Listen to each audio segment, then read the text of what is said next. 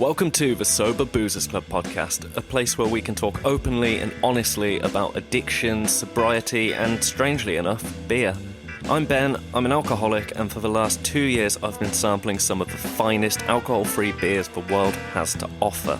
Each week, I'll be joined by a different guest to discuss their own lived experiences on all things related to the world of low and no alcohol beverages. So pour yourself a tipple, relax, and let me welcome you to the Sober Boozers Club.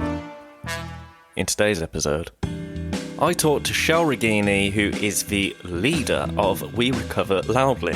Now, that is, of course, a podcast, but it's also an online community focusing on working conditions and mental health within the hospitality industry, specifically related to drink and drugs. As I've mentioned, she's a podcast host, she's an agony aunt for Low No Drinker magazine, she's an ambassador for the Burnt Chef Project, and she's so much more. And we're going to delve into a little bit of that, but mostly we're just going to chat absolute nonsense. This feels really strange. It feels like I'm kind of interviewing my mom here because you... Wow, is that an age thing? Well, like my kind of podcast mom. You know, I'm probably older. Am I older than you? I mean, that's a compliment. We're not going to go into the age thing. How are you? Are you okay? I'm incredibly insulted, but otherwise perfect. How are you? I'm fine. I'm enjoying life down in this lovely hole that I've recently dug. It's quite cozy, really. What I meant was you interviewed me for the first time on your podcast, and now here I am, desperately trying to live up to that. And I'm kind of like, tell me if I've done the right thing. Have I asked good questions? Podcasting sensei. Right? Oh my goodness! So that's you're better. on. What season are you on now? It's season 2, am I right? And season 3 is underway. Yes, we are at the latter half of season 2, and yeah, I'm booking in season 3 now. I made the potential error.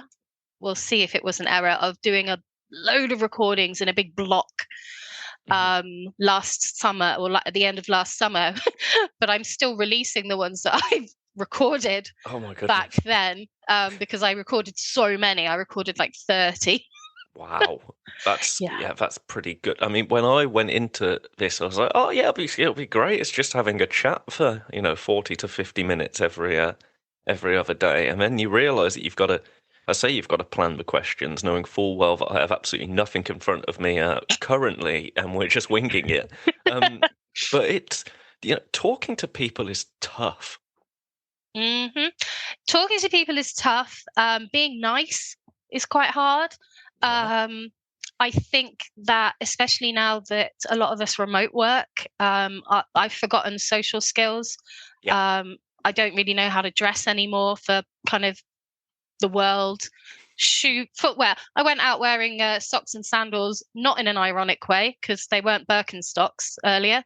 They're just £5 flip-flops. Yeah, we're not at the age anymore that we can pull that off, as we've already established. Yeah, there's no irony, because you're right. The reason I went for that look is because I broke my little toe, and it's all that fits me right now. Apparently, I don't know how true this is, but it was because I think this is an old wives' tale. You break your little toe like X amount of times every year, but I don't know if that's absolute nonsense. Yeah, rocking around breaking your little toe, apparently. I heard as well. Trust me, this one was a different one. Break. This one I noticed. A proper break. But I heard as well, and I don't know if this is nonsense and I've just believed it, but your little toe is more important to balance than your big toe. Oh, that's interesting. I mean, think it must be nonsense. Well, my little toes are like kind of ride on my other toes. Oh, okay. So, I mean, I don't know what that says about my balance, but at the same time, I am very clumsy. But I tell you what, there's nothing worse than getting an injury in sobriety, especially a stupid injury, like a broken toe. Yeah, because there's no fun story to go with it. It's just like, I just did this because I'm broken. Yeah, I just wasn't able to move around the space that is my home without causing chaos. And yeah, I'm still sober though. I've noticed that since sobriety, my general health has like gone to the dogs.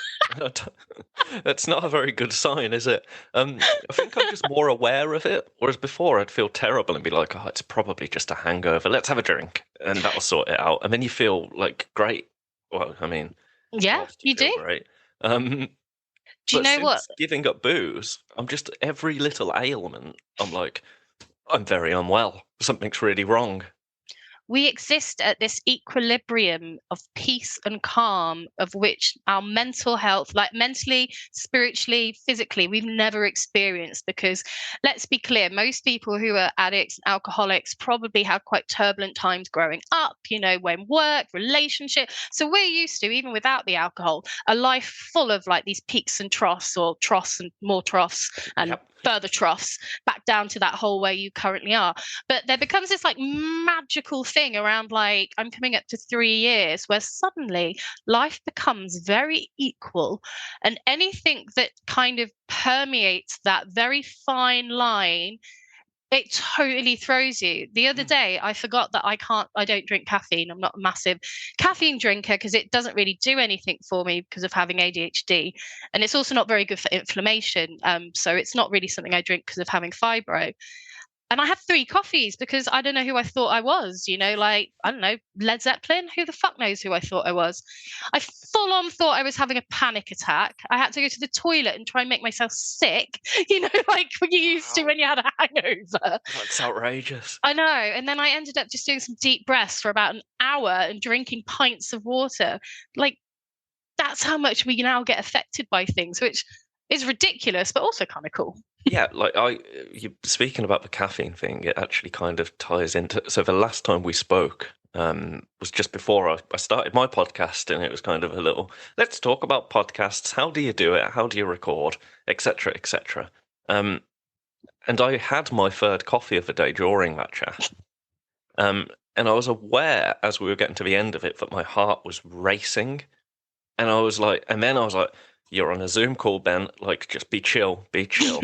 And as soon as we stopped talking, mad panic attack to the point where I couldn't swallow. And I was like, this is really bad. This is really bad. I don't know what's going on. I don't know what's happening. And it's like, man, like the amount of cocaine that entered my nostrils and like the amount of things that I have put in myself. Yeah. And now it's like, a nice medium roast coffee will send me over the edge. I get scared drinking functional drinks sometimes because of the nootropics. Yeah. I had a nootropic the other day and I was like, oh my God, what's this going to do to me? This is the same person who used to go into a toilet stall, wipe my finger along the back just in case there was some crumbs. God knows, God knows what they were. Like if I'd found something on the floor, I'm not going to hand it in. I'm going to like probably take. Now I'm like, sorry, what nootropics exactly are we talking about? Is that reishi? Ooh, I've tried stay away from reishi after 5. I've tried lion's mane before, but I haven't tried this strain, and I need like you have trip buddies, you could have mushroom buddies.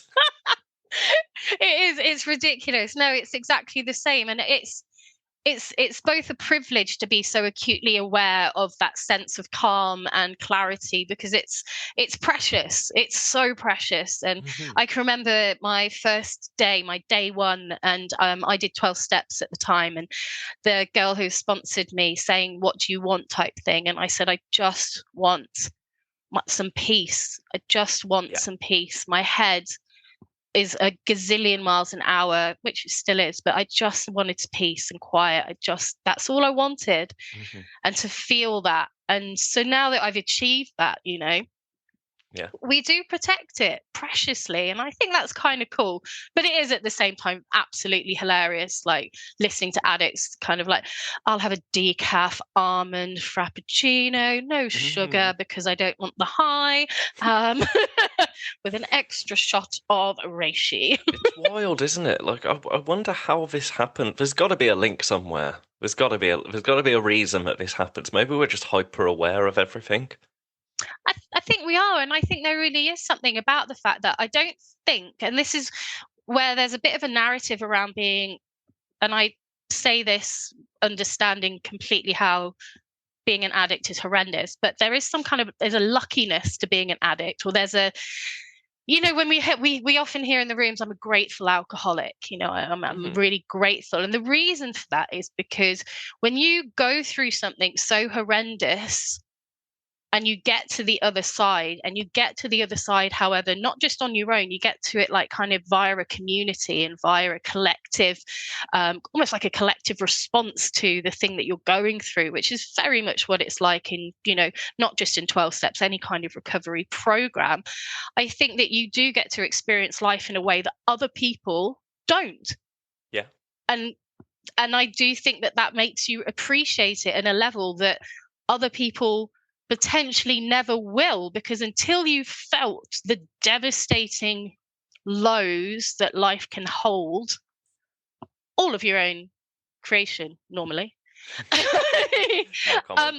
it's really difficult, I think. And in that respect, I do sometimes class myself as, more often than not, in fact, quite lucky to be in recovery, but to be, an addict, because I have gotten to have that experience of the way that the world is, Yeah, there's a massive camaraderie there. Like the amount of times I've heard from, people within my social circle that are struggling, but maybe haven't come to terms with their addiction yet.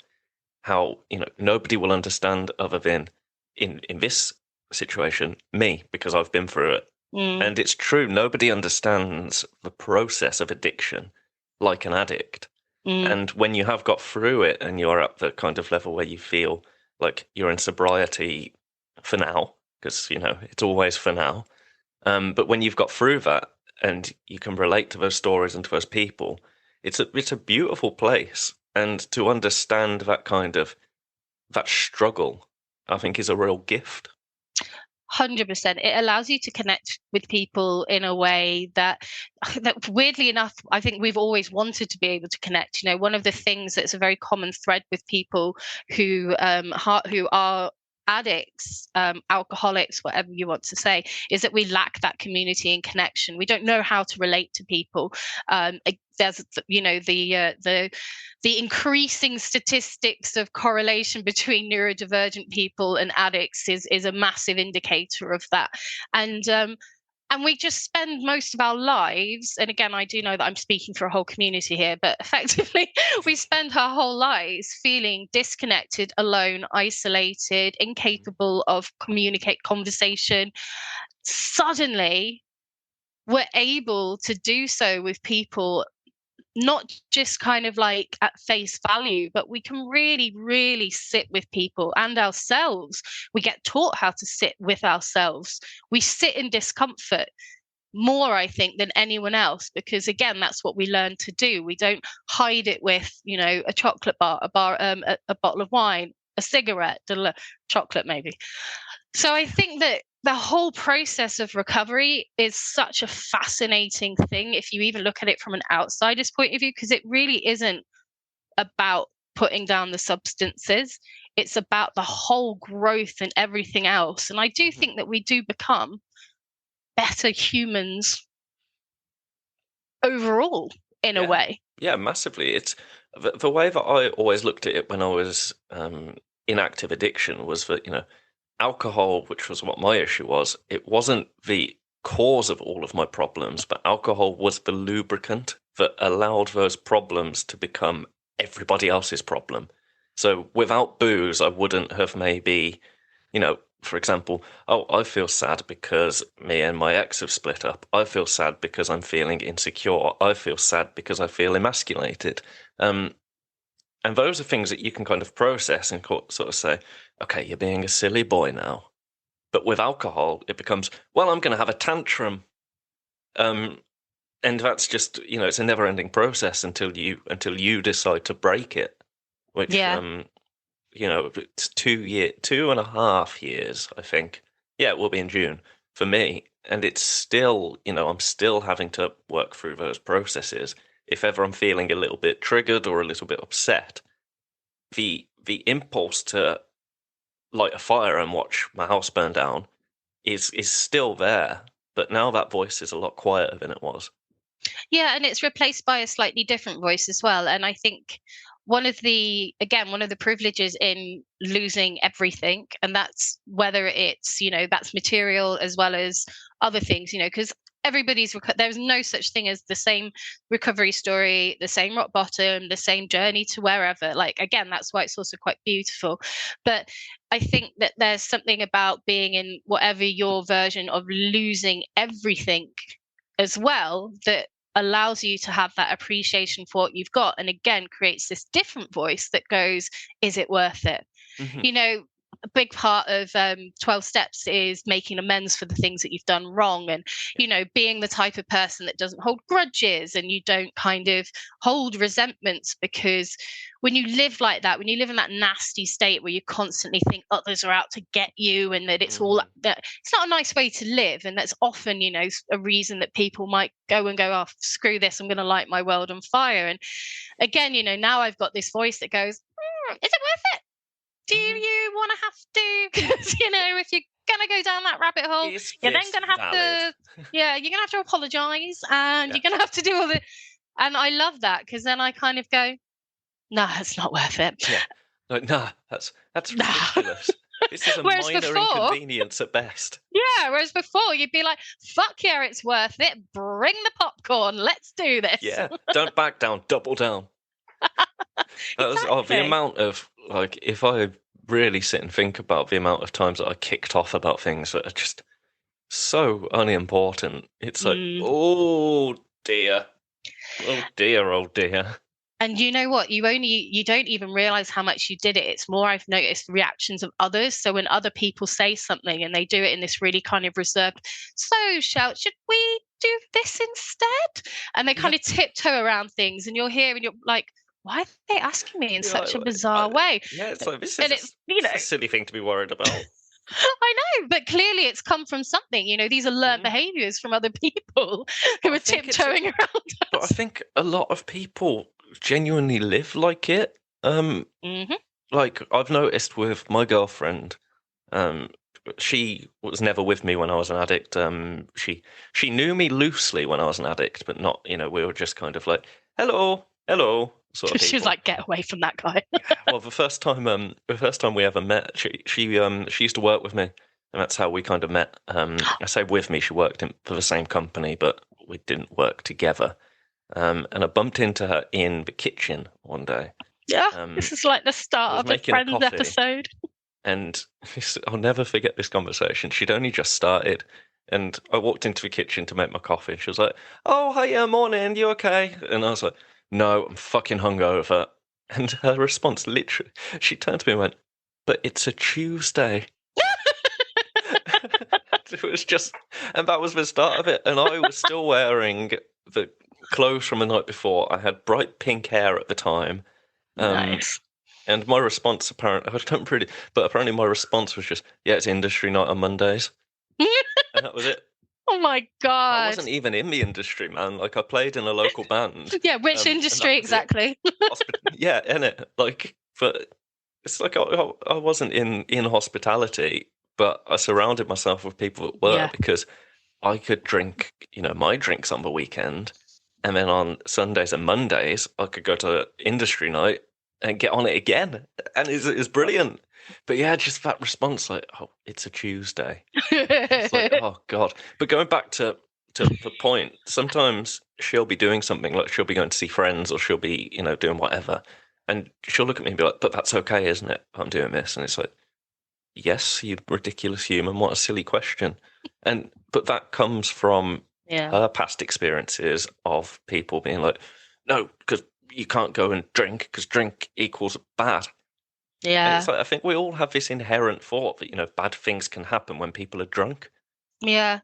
No, it's absolutely true. And again, that whole kind of like the tiptoeing around the addict, it's something that you and I kind of openly discussed on an Instagram post like months ago.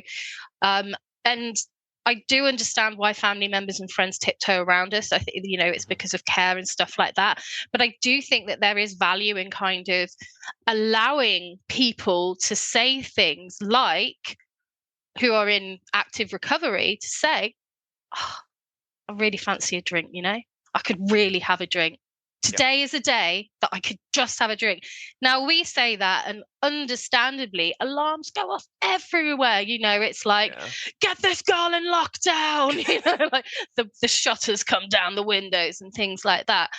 But let's be clear, just because we're sober, it doesn't mean we don't still have those shit days and those moments where, and actually just having the freedom to feel safe enough to say, do you know what? I fucking love a gin.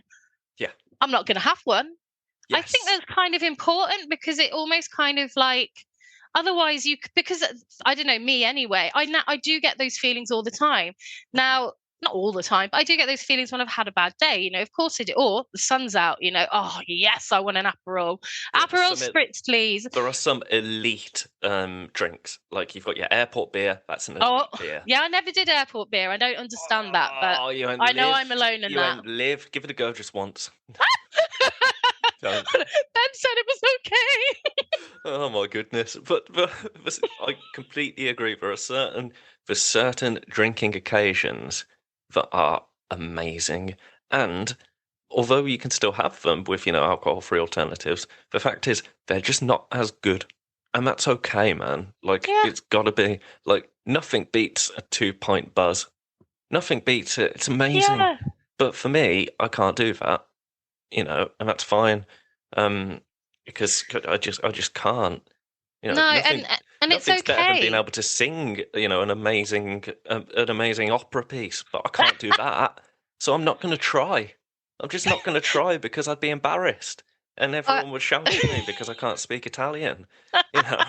Oh my god! The small part. Well, I was going to say small part. Quite a big part of me wishes I'd known drunk Ben. It's like I went to a sober rave in the daytime, House of Happiness, which was so much fun, and I was very nervous because I thought I hate raving, and it turns out I actually don't hate raving. I hate drunk people, because when you're there and there's no other drunk people, it was glorious. The floors weren't sticky, nobody kept touching my bum. It was amazing. My goodness. But the sad thing, in a weird way, is when I went to the toilet, I didn't meet my lifelong lost best friend and invite her to my wedding, because that's what girls do in the toilets. We go for a wee, and 2 hours later we've got we've got a maid of honor. All that used to happen to me was I'd leave with a massive penis complex. I can remember leaving a toilet once with some guy that had befriended me, and we walked out into the middle of this bar, and I was playing a gig that night, and this guy just turns around, he goes, "We've both got really little willies," and I was just like, don't tell them all. I told him that in confidence, man. That's one thing, actually. Is that what drunk guys talk about in the toilet? Do they just go in really woefully and go like, "Hey, I'm really drunk. Anyone else got a small penis?" Yeah, and then it's like, "I do, brother." It's what, like flaccid and urinating, they're all the same. God, nice. What has happened? But no, I really do struggle with the whole toilet break with pubs now as a sober person. Like, male toilets and female toilets, I'm sure as well, but male toilets are barbaric. Like, we have to piss in a trough, man. Stood next to people. Like, what's that stop about? Going to hip cool places. The hipper the place, the worst toilet. Even if I opt not to use the trough and I go for the stool, like, stool is a literal word there. Like, you don't know what you're going to get. And it's abhorrent, and that's the one thing that I think we need to improve about sober pub visits. Like, the beers are getting better. Yeah. Company is, what you make of it. The toilet situation, I think we should have sober-specific bathrooms. I couldn't agree more. I think that we should have genderless bathrooms and then sober bathrooms. Yeah. Because that way, will wash their hands and 100%. Won't tell me how little my willy is. Because absolutely. I've got my own friends for that. I think you've hit something really important. I think we should start the campaign for sober safe toilets. Well, you'd be the best person to do that, because you do have a little hand in the hospitality industry. So we should probably talk a little bit about that, because it's very important, and this is a platform for you to do that rather than us just talk about my little willy and your age. wow, right back there again. All right, well, while you're back down in your hole, no, I mean, it's interesting what you said about the whole industry night and hospitality, and indeed, it's a really challenging industry to realize that you have an issue, because largely everything that we do is in plain sight, and the other thing is that we don't do it alone. So wherein other industries, although hospitality is not the only one, but where in other industries, like your girlfriend pointed out, you come in on a Tuesday and the response is, why on earth are you hungover on a Tuesday? Like, what? In hospitality, you rocking hungover on a Tuesday and everyone's like, bro, industry night, right? Right? How many hours? And you're like, 1 hour sleep. They're like, safe. Like, that's the conversation. And then you go have a cry in the walk-in, and then you pretend that you're doing the stock count, well, you're not really. You're just like hiding in a corner trying to get some sleep, and then you get to go home eventually and you go, oh god, I'm never going to do that again. Then you normally have Wednesday. Don't drink Wednesday, but then it's Thursday, because Thursday's the new Friday, which is the new Saturday, which is the new Sunday, and it all starts again, and it starts again in such an open and accepted like arena, that what we find is that people can go for years having a problem, or what I love to call the oxymoron that is functional alcoholic, because Yep. let's be clear, there ain't no functioning, but I do love that when people say, well, I was a functioning alcoholic. So, what level of functioning are we talking here? And I think it's just very sad that we lose a lot of people in our industry, firstly to other industries, because people think, do you know what, I don't want to do this anymore. We lose them to mental health, and we lose them to suicide, because the thing about drinking and drug taking, and again, you touched on it earlier, it's not about the substance, it's not about what we're consuming, it's about the reasons why. Alcohol was never the problem, it's the solution to the problem. And our industry has got a lot of problems. And that's really where we need to be starting to focus. It's not all about the kind of like, oh no, let's put a good drug and alcohol policy in place, let's support team members. That's amazing. But why have we gotten to where we've gotten? And that's really kind of the focus of the work that we're doing. Mm-hmm. Yeah, I think it is, it's a common thing, isn't it, within the hospitality industry? I mean, I think in every city there's a scene, and it's, consisting of a handful of people that work in these places, and they're all very similar. And that's not me trying to pigeonhole people, but it's kind of like certain people get, and I need to be careful with my words here when I say people get stuck in hospitality, people get trapped by hospitality, because I don't mean that in a Oh no, we do. It's like a spider web. It is. Mm-hmm. But it becomes, it's a massive part. It's a social release, and people kind of end up chasing that a little bit, or at least I did. I used to hang out in these places, and I wanted to feel like I knew the people that worked there, because there was an aspiration to it, and that really just was surrounded by the drink and drug culture. Yeah, and it was like, I want to be seen to be in this, and it's a really complex thing to kind of break down, because is it an individual thing? Is it just, are certain people just attracted to that? Or is it, as you say, the industry that needs really rethinking? Again, it's so as an industry, we attract a vulnerable young population of people. And what I mean by that is that we attract people who haven't necessarily gone the traditional school route, because we don't require qualifications to come and work for us. We'll invite anybody and anyone. And that's one of the best parts of our industry, is the fact that we will take on anyone from any background that other places won't. That's like stories of people beginning as KPs, who can't speak English, who are now operations directors. It's the wonderful thing. But we attract a very vulnerable workforce. We attract a lot of people who are neurodivergent, diagnosed or undiagnosed, and people like that do require slightly different support, which not always are being given. But the thing that the hospitality offers is community connection, and often the thing that type of person has been missing out. It's all about subcultures. It's almost like a subculture working in hospitality. And I worked in Birmingham, around your end of the world. Oh, what was it? Maybe like 10 years ago now. And it was at the time where there's a group called Bitters and Twisted, and they had, I think it was 6 or 7 sites, but it was the monopoly of the city. There was nothing like what we have there now. And it was exactly like you said, it was a crew, and the crew moved through the town and moved through the venues as a collective. And there was safety, connection. Oh, you're one of the Bitters and Twisted, but suddenly you weren't alone. And I think a lot of the times, the types of people we have coming into our industry are people that have spent a lot of time alone. We're the weird kid, we're the one that didn't do great at school. We're the one that can't catch a ball,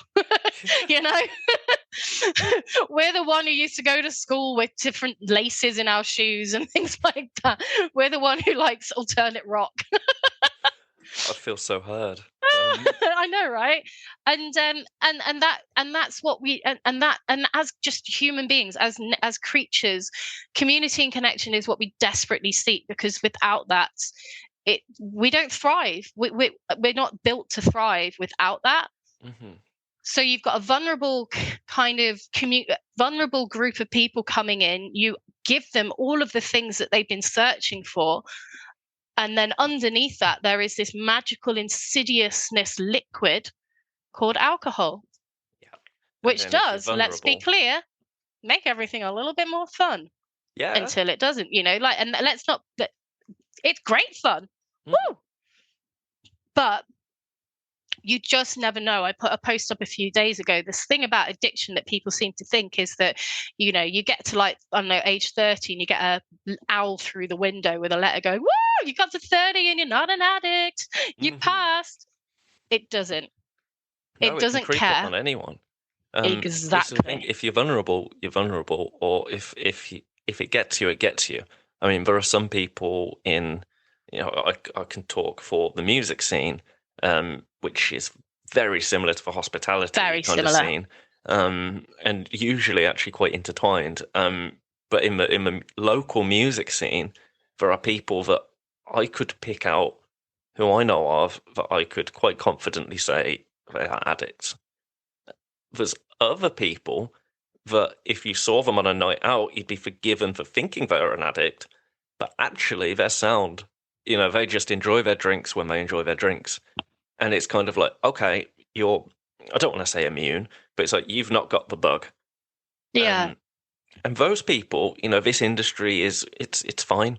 It works for them, but it doesn't work for everybody. And when it gets somebody, it gets them bad, if the industry was to change, it wouldn't affect, John, who goes out on the weekend and doesn't have an alcohol problem, but enjoys his drinks when he enjoys his drinks.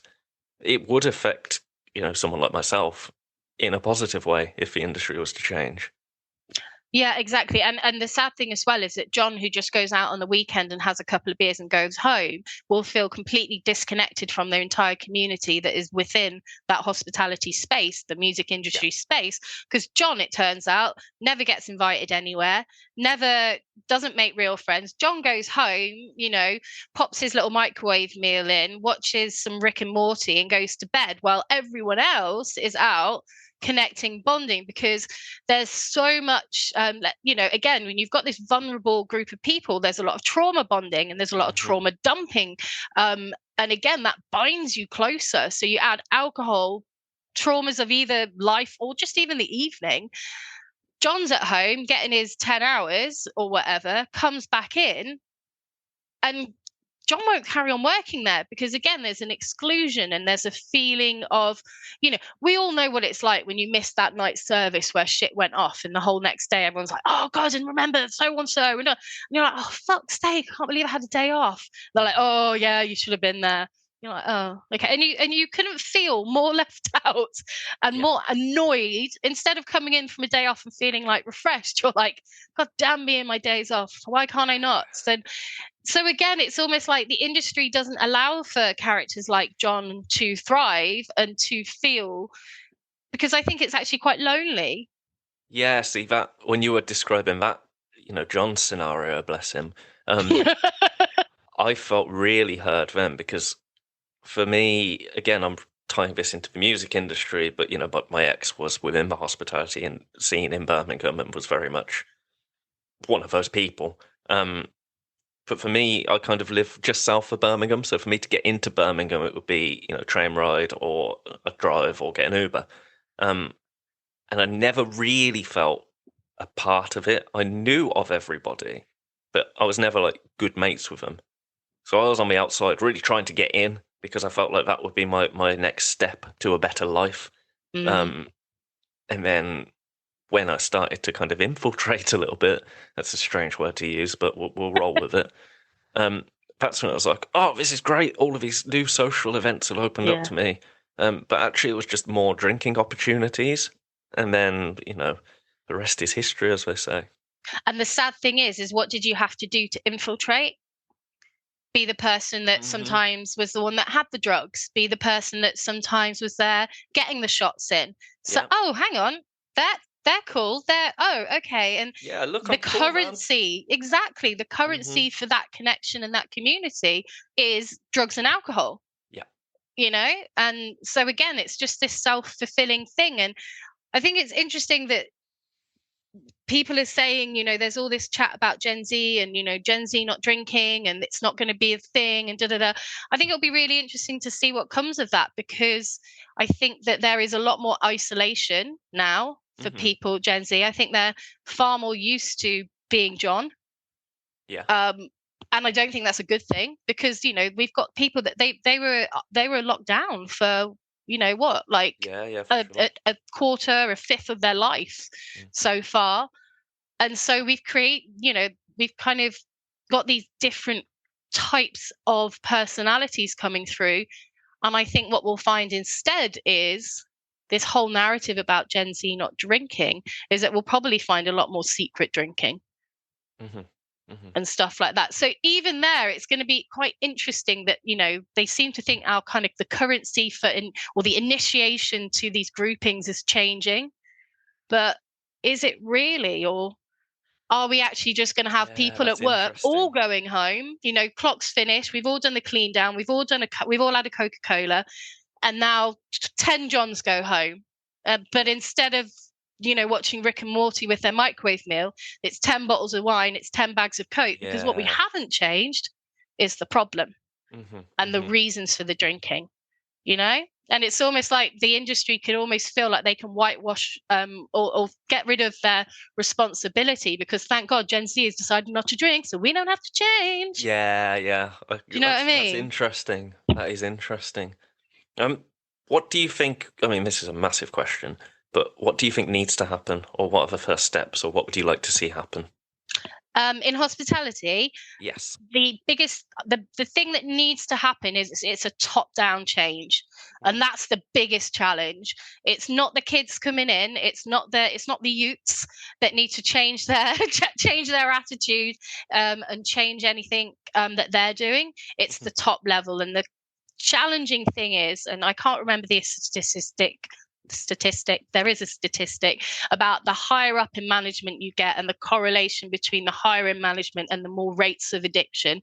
It's like a nice little straight woo line. Because of the pressures, because of the lack of training, because of the lack of support, da da da da. So Mhm. the people that we really need to change, the people that are going to change culture, are the people that this lifestyle sometimes feels like the only thing keeping them together. So if you go to a general manager who is so stressed, who is unsupported, who literally can't tell you the last time they ate, had a wee, is living on cigarettes, monster crans of drink, um, a sandwich eaten over the bin, Mhm. um, alcohol, cocaine, and you say to them, "Can you just change all of that, please? Is that okay?" 'Cause what you're basically saying to them, "Will you please perform work naked from now on?" Like, Yeah. and it's huge. It's a massive ask, Mhm. but that's where it needs to change. And the more people like myself, like the incredible people that I've interviewed so far, who are in these senior positions, the more organizations who are able to go, hey, I'm a head chef and I don't drink. Hey, I'm a GM, I'm an ops, I'm an owner, I'm a whatever it might be, and I don't drink. Mm-hmm. I think the better, because it's, as always, it's, we say in AA, it's attraction, not promotion. Yes. The more we see these people living these incredibly successful lives without having to use substances to get them to where they are. And also, the more we stop rewarding it. You've had a really good shift. Here's a bottle of wine. Yeah, for You've sure. done a great job. Mm-hmm. Here's some Prosecco or whatever. Mm-hmm. Mm-hmm. Like, I think it just needs to be taken completely out of the narrative when it comes. I mean, we've discussed before on the podcast, how you would look up at managers and managers would be like allowed an old fashioned after work, whereas like you'd have a shitty beer and you would naturally in your head be like, one day I will be a manager and I will have an old fashioned. One day I'll drink all the spirits. 100%. And then and again, you've got also, when we've got a vulnerable workforce, they are very impressionable. I say we're very impressionable. Neurodivergent people are exceptionally susceptible to masking, which is effectively taking on others' characters. Yes, so when do I I fancy see this somebody, person, or do I want to be this person? Exactly. So you see that happening. Of course, you then think, what is a manager? A manager is somebody who shouts and drinks whiskey. Okay, I will start to be like that. Now, a neurotypical person might be like, that's fucking stupid. But to us, it's like, that is the character I must be. And you will do it. Yeah, I had an ex once that told me that they wanted to get a little spoon, like a silver spoon, to serve their Coke with. And it's like, where have you seen this? Like, where have you seen? You've seen this on a TV show, haven't you? But I mean, I was as bad for things like that. Like, I'd see someone outrageous and be like, I want to be you. Oh, 100%. And that was it. I wanted to be the version of myself that I became when I drank. I just didn't want to be nasty with it. Like, I loved myself when I was an alcoholic, to the point of narcissism, Absolutely loved the life I'd created for myself. I just didn't love the aftermath. There is a sweet spot, which exactly that, it's almost like you do become the thing that you wanted to be. And I think our industries in particular supported that. When I was kind of like 18, 19, or actually younger, 14, 15, all I wanted to do was move to London. I was massively into music, and I was desperate to live in Camden because that's where all of my favorite bands at the time were playing and stuff. And I was obsessed with Courtney Love. I wanted to be her, this waif-like femme fatale, who wore night dresses as clothes and eyeliner. And fast forward to Shell in her mid-20s, and that was me. That was exactly how I dressed. I used to stumble around Camden wearing Doc Martens and tutus, and it was. And I worked in a really cool bar that all the kind of bands hung out in, and I created the life that I like. That young Shell thought, I'm there. I'm the cool kid finally. I'm the cool kid finally. Everybody knew me, and everybody, had this vision of me. And that was when the whole romanticization of being an addict, in particular, it's drugs. That romantic kind of portrayal of the drug addict was intoxicating. Oh, pun. And very good. Yeah, and you're right. There were moments within that if you had floated up from myself, I would have been like, oh, I've done it. Yeah, look at who you are. Look at you. You're so fucking cool. Yeah. Now, this week, Friday, I went to bed at about 6 and I started watching a show on Netflix about your gut health. Oh, I need to watch that. Yeah. I did actually. It's on my list. I did actually stop myself because I was like, all right, Shelley, you might be fucking sober, but let's draw a line. And it's a Friday night and you're learning about gut health. Okay. Do you know what would fix me? Turmeric. Yeah. That's the shit, man. An active on a date, man, I'll take 2, see what happens. Careful, that equilibrium. And, and I'll think to myself sometimes, like, fucking hell, 14-year-old Shell would look down and just be like, what happened? This wasn't the plan. Yeah, What on earth is going on? Yeah, I feel that. Like, I can remember being in a pub and winning a pub quiz when I was like peak party boy Ben. And I won the pub quiz, and there were a load of like the chavs from my school there. I say the chavs, like that's how I viewed them. They And I just won want trainers. this pub quiz, and I remember, I remember standing up and looking at them and screaming, "Look at me now!" And like I was wearing like velvet flares at the time, and like all, and I went from that and like playing some great gigs, like hanging out with fucking Robert Plant, etc. Like, and it's not me trying to name drop. It's just And McFly, right? yeah, supporting McFly. But doing all of that when my life was like, yo, this is wicked. Like, yeah, bump a couple of lines, yeah, it's fine. My life was that amazing, amazing, amazing. Fire. Yeah. And now this, like, which is seemingly mundane if you're still party boy, but actually I'm more content now than I've ever been in my life. Oh God, yeah. And I mean that's what matters, isn't it? It is. We've got peace. Yeah. And I think if that 14-year-old girl was floating over my bed after I kind of got over the whole shock of it and being like, what the fuck?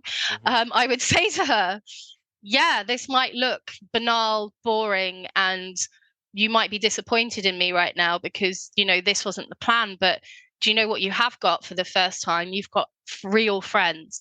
It was my birthday a few weeks ago. I had like 45. Oh, thank you. Yeah, I was 21. I had like 4 dinners out. I had birthday cards, and it's not the material thing. I actually had friends, and I joked. I was like, "Oh, if only I'd known how to make friends. All you need to do is become an alcoholic. I'd have done it sooner."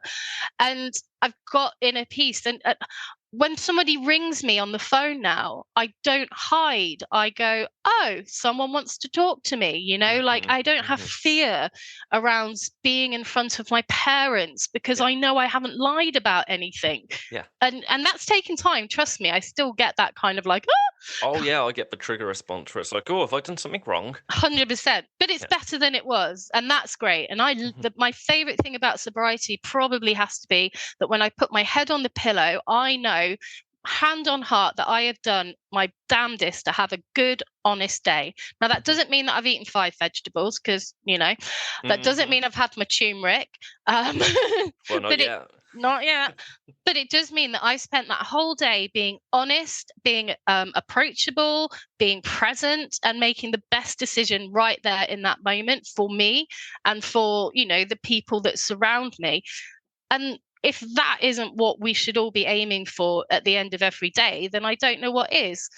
That is what I would tell my 14-year-old self, and then I'd tell her to fuck off because she's freaking me out. Stop floating over my bed. my one of my saddest moments when I look back at it, mid addiction, was I just had a massive argument with someone, and I was sat down outside a pub, and I can remember I looked at them and I just said, "I'm fucking tired." Yeah. And their response was literally just, "I know," and that was it. Yeah. And I don't talk to that person anymore. But I look back at that and I'm like, "Oh Jesus, you fucking idiot!"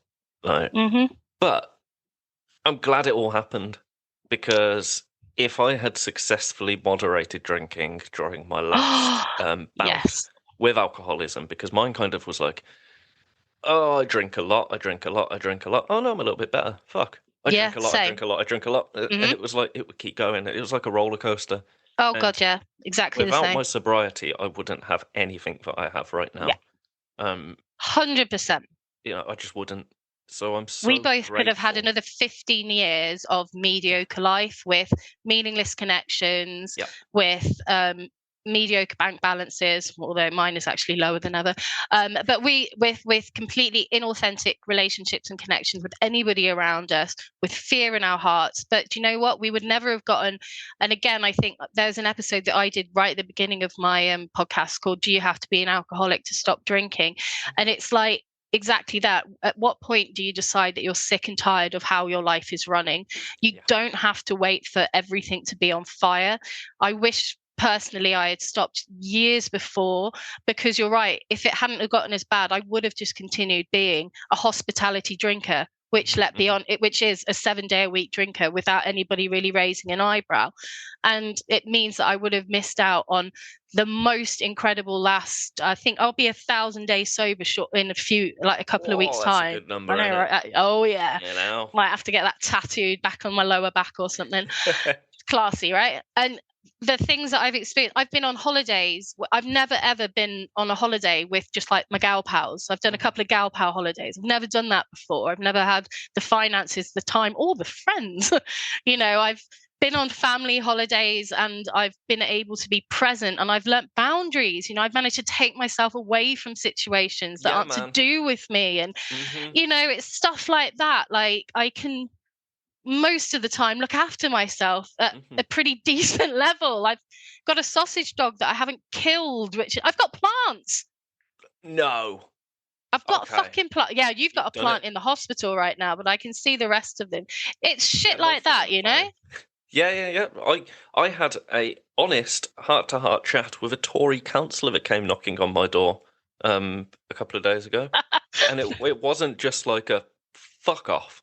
It was an honest, I vote Labour. I always have voted Labour. I am likely to vote Labour, but thank you. Nice. And I closed the door and I thought, do you know what, man? You've grown. You've really grown. You've grown too much. Like, you might think this guy's a piece of shit, but you didn't tell him that. Yeah. And that's all that matters. I mean, some people would argue that that's a shame. That you've lost that. It's obviously it's local elections, and I actually stood for Labour once. I stood for Labour in local elections, like just council elections, not as a fucking MP or anything. God, can you imagine that? Oh my God! I mean, would be a lawsuit. I mean, you probably didn't drink enough to be an MP. But my experience with local politics, or at least in my area, is that the majority of the councillors, Tory or Labour, and certainly in the ward that I live, they are just trying to do good things for local communities. So him being a Tory councillor, it's just like, the chances are it's just your parents were just a little bit fucking backwards. And that's why you vote Labour. Not Labour, oh God.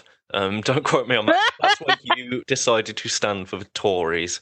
And that's just how it is. But yeah, look at that. You just accepted him. Well, you just accepted him to come as he is. And I still didn't fucking vote for him, though, did I? Nope. No, but I think there is some semblance of growth there. Well, yeah, that's it. I didn't call him a cunt. Amazing. And that's look, if that's all we're aiming for on this podcast as well, so that's your accolade. I know, yeah. I do still have quite a potty mouth, but someone said to me at work the other day, obviously that's bad, isn't it? But someone at work said, do you realise how much you swear? And I was like, no. They're like, yeah, you swear a lot. And I was like, oh. I love a good swear word. I love language. I love the power of language. I love the fact that sounds and letters create such reactions. Yeah. I think that it's fascinating. It's a human construct.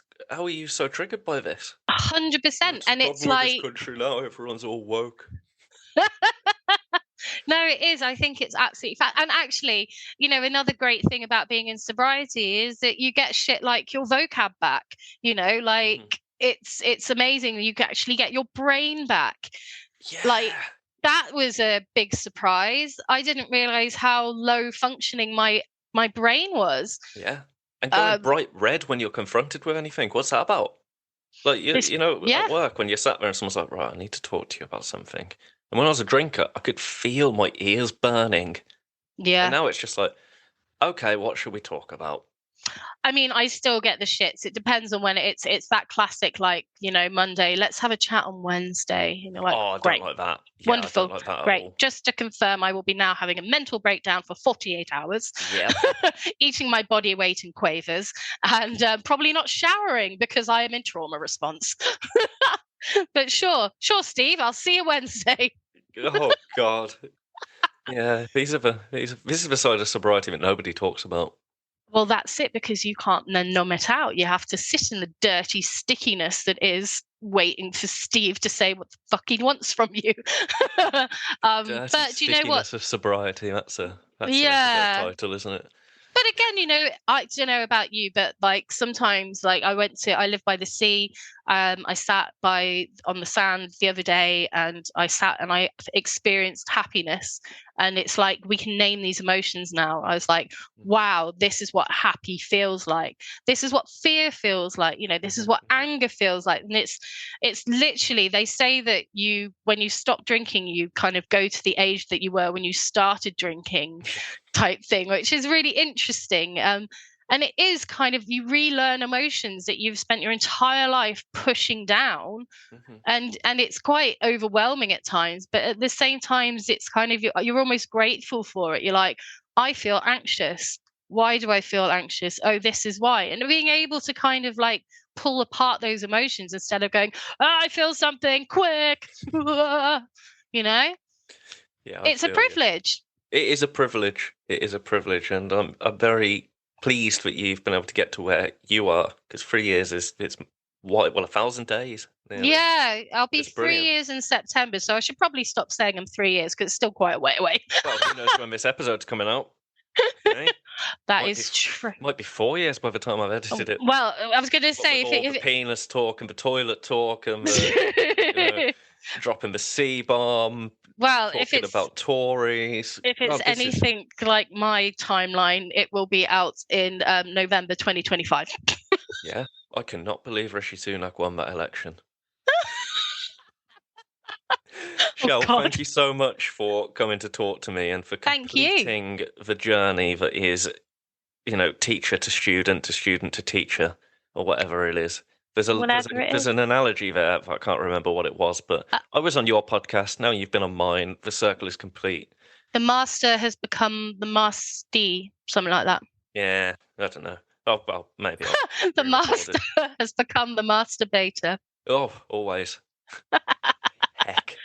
Well, on that note, right? I'm going to go right now because I've got something very pressing to attend to. Amazing. I'll catch you very soon. Thanks, Ben. Thank you for listening to this week's episode of the Sober Boozers Club podcast. My name is Ben Gibbs. You can find me at the Sober Boozers Club. For more information on Shell and We Recover Loudly, head to www.werecoverloudly.com. You can listen to her podcast after you listen to mine. You can find her on Instagram. You can join the community, and I really hope that it's useful to you and that you enjoy all of her episodes, especially the one with me in it. For now, thank you very much again for listening. My name's Ben Gibbs. I've already said that. I'll catch you very soon.